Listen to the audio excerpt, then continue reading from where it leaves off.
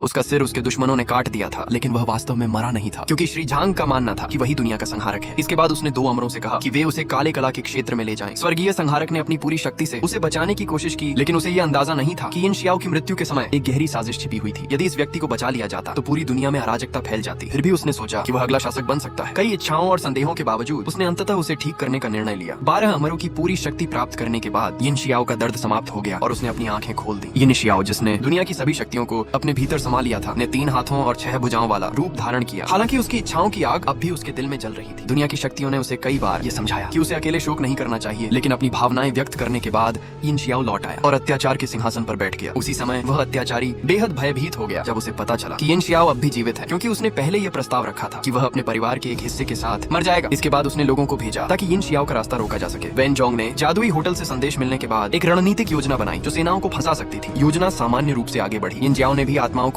अपने भीतर समा लिया और बेहोश होकर गिर पड़ा। लेकिन जिसकी किसी को उम्मीद नहीं थी वह यह था कि उसकी टीम में एक गद्दार मौजूद था, जिसके कारण पूरी संरचना बिखरने लगी। आखिरकार यिन शियाओ ने उस शूटर को ढूंढ ही लिया। अपने दुश्मन को देखते ही उसने 3 हाथों और 6 भुजाओं का रूप धारण कर लिया। उसने अपनी उंगलियों को कसकर मोड़ा और शूटर पर हमला किया। शूटर को जान बचाकर भागना पड़ा, लेकिन जैसे ही यिन शियाओ एक भयानक वार करने वाला था, तभी एक अप्रत्याशित घटना घटित हो गई।